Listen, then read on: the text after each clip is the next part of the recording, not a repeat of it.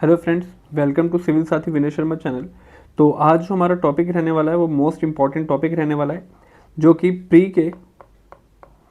कि प्रीलिम्स के बहुत ज़्यादा आप ये कह सकते हैं कि पीवाईक्यूज़ में, ठीक है, पीवाईक्यूज़ में, साथ ही साथ जो अदर एग्ज़ाम्स हैं, चाहे वो झारखंड पीसीएस हो, ठीक है, चाहे वो हरियाणा का पीएससी हो, ठीक है, या फिर वो यूपी का हो, ठीक है। तो अगर आप देखें तो यहाँ पर रिपीटेडली क्वेश्चन जो है वो इस टॉपिक से निकलते हैं कि भारत में ब्रिटिश नीतियाँ किस प्रकार की थी, ठीक है। और उन्हीं नीतियों के आधार पर आज जो हम बेसिकली देखेंगे कि किस तरीके से भारत में ब्रिटिश की या फिर ईस्ट इंडिया कंपनी की जो आप कह सकते हैं कि कृषि पर या फिर भू राजस्व की जो नीतियां थी उनका क्या प्रभाव पड़ा, ठीक है। और साथ ही साथ प्रभाव के साथ हम देखेंगे कि इन नीतियों के जो आधार थे उन आधार पर हम मेनली आधारों पर हम मेनली देखेंगे कि इनके प्रवर्तक कौन थे, ठीक है। साथ ही साथ हम देखेंगे कि इनके कौन कौन से क्षेत्रों में इनको लगाया गया, और इसी के साथ हम देखेंगे कि इसके प्रावधान क्या थे, ठीक है, कि इसके मुख्य प्रावधान क्या थे, मतलब किन लोगों ने इसको स्टार्ट किया या कौन से ब्रिटिश अधिकारी थे जिन्होंने इन नीतियों को स्टार्ट किया। साथ ही साथ भारत के क्षेत्रों में कौन कौन से ऐसे क्षेत्र थे जहां पर इनका प्रारंभ हुआ, स्टार्ट किया गया, और इनका उद्देश्य या प्रावधान या फिर आप कह सकते हैं कि किस तरीके से इसका इम्पैक्ट पड़ा और किन किन एरियाज में इसका इम्पैक्ट पड़ा, हम वो भी देखेंगे, ठीक है। तो सबसे पहले अगर हम बात करें तो हम यहाँ पर बात करेंगे प्रवर्तकों की कि किन्होंने इसको स्टार्ट किया, कौन थे इसको स्टार्ट करने वाले। तो सबसे पहले अगर हम देखें तो हमें इससे पहले जानने की ज़रूरत है कि भू राजस्व नीतियाँ क्या थी, ठीक है, कृषि या भू राजस्व नीति क्या थी। अब अगर हम बात करें भू राजस्व नीतियों के बारे में, तो मतलब जो भूमि से या फिर कृषि से कर लिया जाना था, ठीक है, टैक्स लिया जाना था, तो उसका आधार क्या रहने वाला था और किन बेसिस पे ये टैक्स लिया जाना था, ठीक है। तो आप सभी को पता होगा कि 1764 के बाद, बक्सर की बैटल के बाद, जब बक्सर की बैटल के बाद ब्रिटिश जीत गई, ईस्ट इंडिया कंपनी जीत गई, तो उसके बाद उन्होंने धीरे धीरे अपना जो पूरा रिवेन्यू या फिर आप कह सकते हैं पूरी तरीके से जो आप कह सकते हैं उनका खर्चा या फिर उनके वेतन या जो भी बेसिकली कह सकते हैं कि एक्सपेंसेस थे वो इंडिया से लेने स्टार्ट किए, और उसका मेन सोर्स जो था वो था कृषि, ठीक है। जब आप ड्रेन ऑफ वेल्थ की थ्योरी पढ़ेंगे नेक्स्ट क्लास में या फिर इससे आगे आने वाली क्लासेस में बताऊंगा मैं आपको कि दादा भाई नौरोजी ने किस तरीके से ड्रेन ऑफ वेल्थ की जो है कंसेप्ट को दिया, तो उसमें आप देखेंगे कि जो सबसे इम्पॉर्टेंट इम्पैक्ट एरिया था वो कृषि था, ठीक है, कि किस तरीके से यहाँ से कच्चा माल जाता था और बन के वहाँ पे वापस इंडिया में आता था और उसकी सेल होती थी। तो इस तरीके से ड्रेन का जो वेल्थ का जो ड्रेन हुआ वो इंडिया से देखा गया। तो इसका मुख्य जो आधार था वो कृषि था, और कृषि से ही क्या किया गया, ज़्यादा से ज़्यादा रिवेन्यू, ज़्यादा से ज़्यादा टैक्स कलेक्ट किया गया, ठीक है। और इसी के आधार पर 3 टैक्स प्रणालियाँ जो थी वक्त के साथ इन्होंने मॉडिफाइड की, ईस्ट इंडिया कंपनी या ब्रिटिशर्स ने मॉडिफाइड की, जिसमें पहली थी स्थाई बंदोबस्त,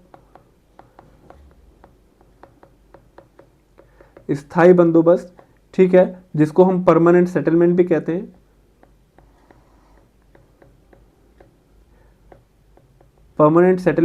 हैं। ठीक है, जिसको हम सूर्य कानून भी कह देते हैं, ठीक है। दूसरा था आपका रेयतवारी, और तीसरा था महालवाड़ी या महालवाड़ी सिस्टम। तो अब यहाँ पर देखेंगे कि इनके प्रवर्तक कौन थे, इनका आधार क्या था और इनके किस किस तरीके से कौन कौन से इनके बेसिकली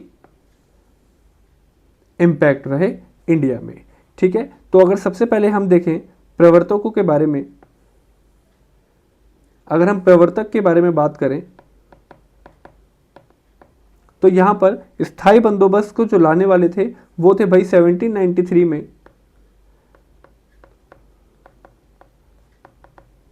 लॉर्ड कॉर्नवालिस। ठीक है, लॉर्ड कॉर्नवालिस जो था इसने सबसे पहले स्थायी बंदोबस्त या फिर सूर्य कानून को लागू किया।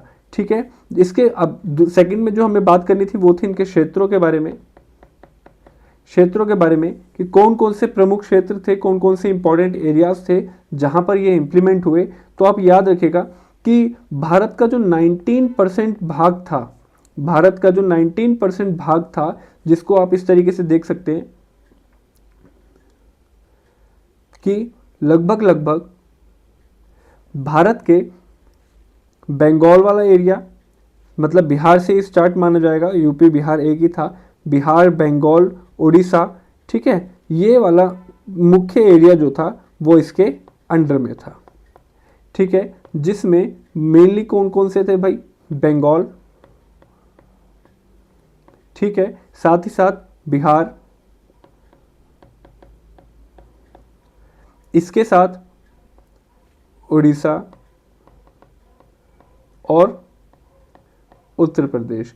तो ये भारत का मुख्य एरिया जो था, यहाँ से स्थायी बंदोबस्त की स्टार्टिंग होती है।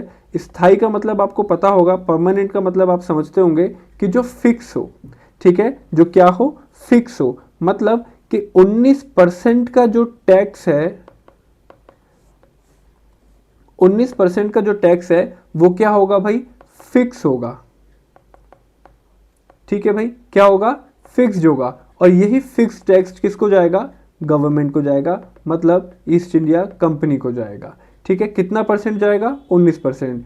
अब इसका कुछ कुछ ऐसे समझिए कि आप अगर यहाँ से 100 रुपीज़ का कलेक्शन होता है, अब यहाँ पर ज़मींदारों को लाया गया, बेसिकली ज़मींदारों को लाया गया, इनको मुख्य रूप से, अब ये बाहर के भी हो सकते थे और उस गांव के भी हो सकते थे, ज़्यादातर ये बाहर के लोग होते थे। ठीक है, तो ज़मींदारों को लाया गया और ज़मींदारों से बोला गया भैया आप कलेक्ट करो, आप टैक्स, अगर ये 100 रुपीज़ का टैक्स कलेक्ट करते थे तो ये 19% इसका सरकार को देते थे और बाकी ये खुद रखते थे। और अगर ये शाम होने से पहले, सूर्य ढलने से पहले अगर इन्होंने टैक्स नहीं जमा किया, अगर ये टैक्स सबमिट जमा नहीं हुआ, तो इनकी जमींदारी जो थी, कॉन्टिन्यूसली ऐसी रहने पे इनकी जमींदारी जो थी वो छीन ली जाती थी।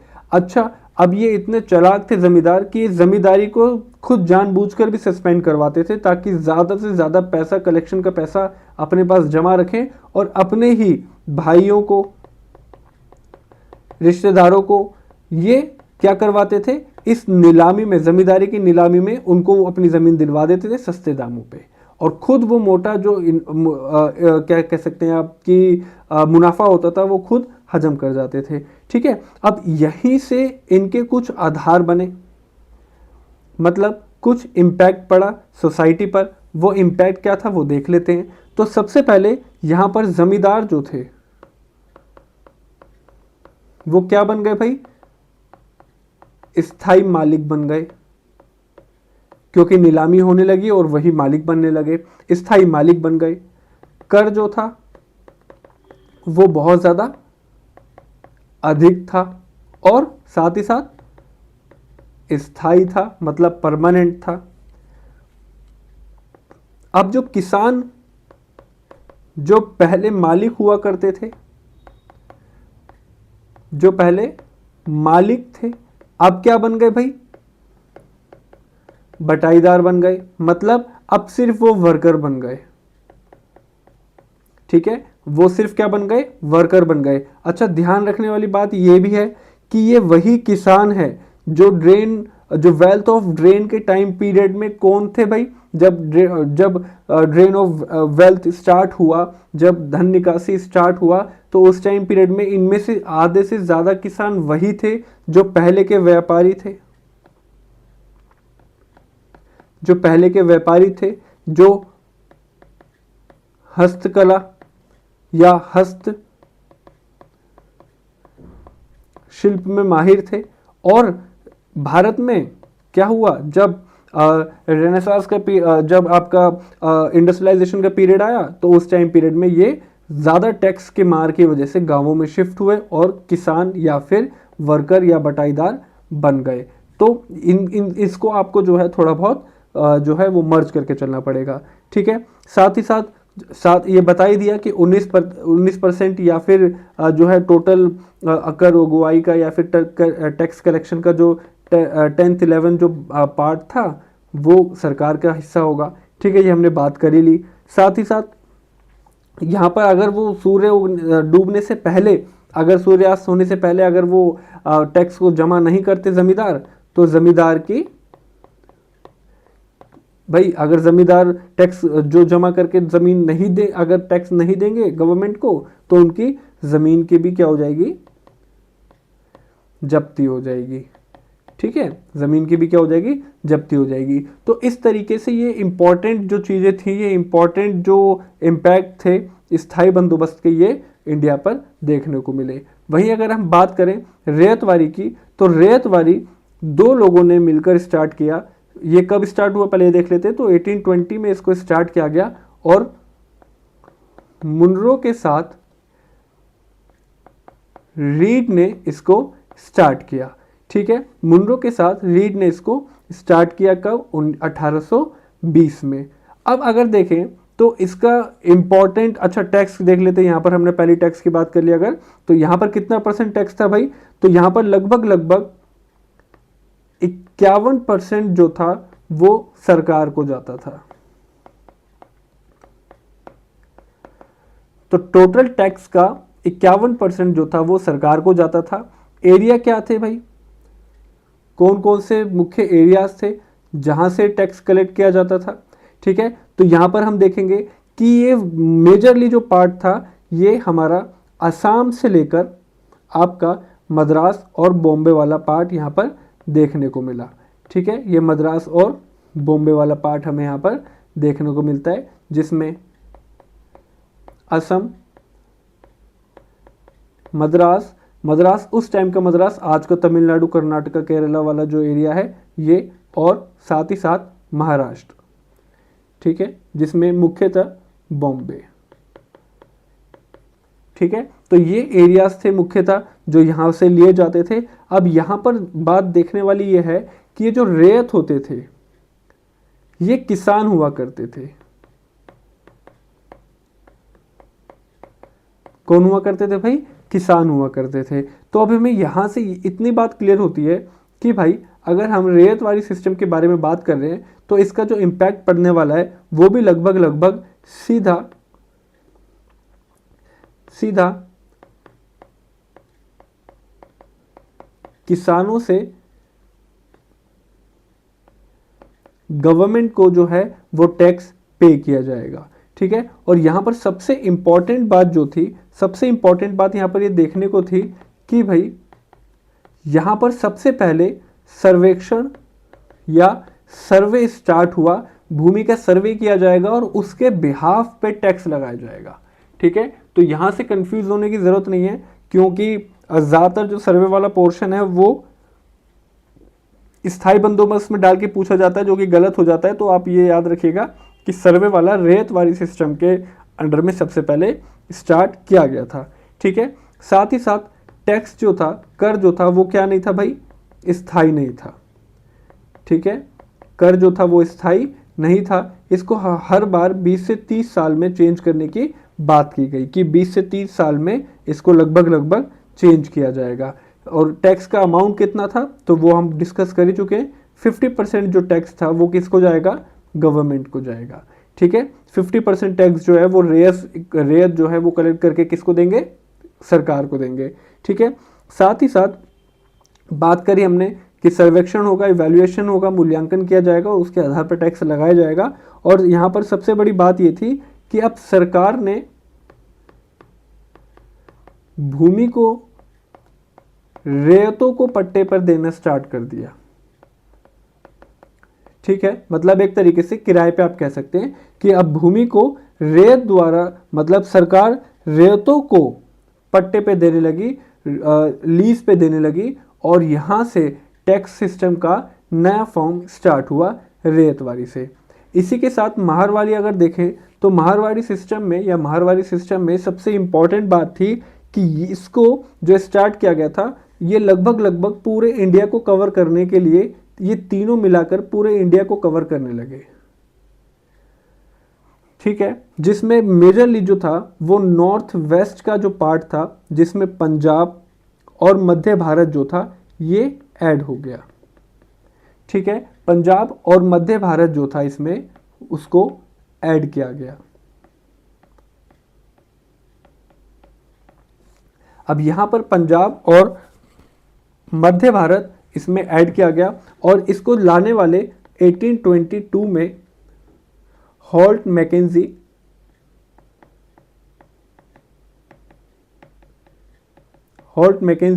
और विलियम बेंटिक ने इसको स्टार्ट किया। ठीक है, हॉल्ट मैकेंजी ने 1822 में और बेंटिक ने 1833 में इसको स्टार्ट किया, जो कि नया चेंज था। बेंटिक ने न्यू चेंज किया इसमें, और यहाँ पर पूरा गांव या फिर एक गांव की ये जिम्मेदारी होती थी कि ये टैक्स कलेक्ट करे और यहाँ पर टैक्स गवर्नमेंट को